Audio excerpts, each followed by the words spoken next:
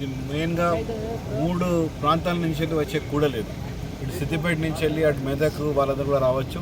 అదేవిధంగా హైదరాబాద్ వాళ్ళు కూడా వయా సిద్దిపేట రావచ్చు. అదే కాకుండా వరంగల్, హన్మకొండ, ఖమ్మము, నల్గొండ వాళ్ళు కూడా ఇటుకలి మన వరంగల్ మీదకి రావచ్చు. అదేవిధంగా వాళ్ళు ఇంకా వేరే చిన్న చిన్న రూట్స్ కూడా ఉన్నాయి, అట్లా కూడా వచ్చేటట్టు ఏర్పాటు చేస్తాం. ఇదే కాకుండా కరీంనగర్, ఆసిఫాబాద్, మంచిర్యాల, రామగుండం నుంచి వచ్చే వాళ్ళు కూడా కరీంనగర్ మీదకి కూడా వచ్చేటట్టు కూడా ఏర్పాటు చేస్తుంది. ఇవన్నీ కూడా 3 వచ్చి కూడా ఇక్కడే కలిసే కాబట్టి రోడ్లు ఇది మంచి కూడలి ఇక్కడ.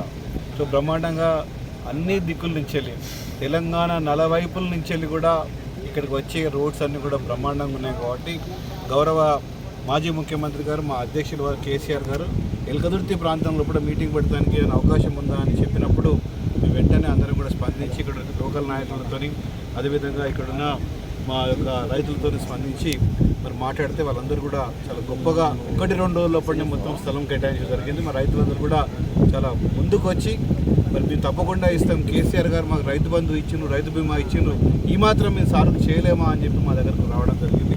మరి వారు కూడా 1-2 రోజుల్లోపడినే అందరూ కూడా ఎన్ఓసి కూడా ఇవ్వడం జరిగింది. దాదాపు 1200 ఎకరాల దాకా ఇక్కడ ఆల్రెడీ ఎన్ఓసి కూడా సేకరించిన సందర్భంగా తెలియజేస్తున్నాం.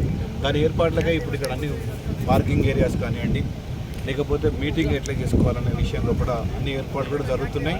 అదేవిధంగా మరి కేసీఆర్ గారి ఆదేశాల ప్రకారంగా ఇక్కడ వచ్చిన నాయకులకు కానీ కార్యకర్తలకు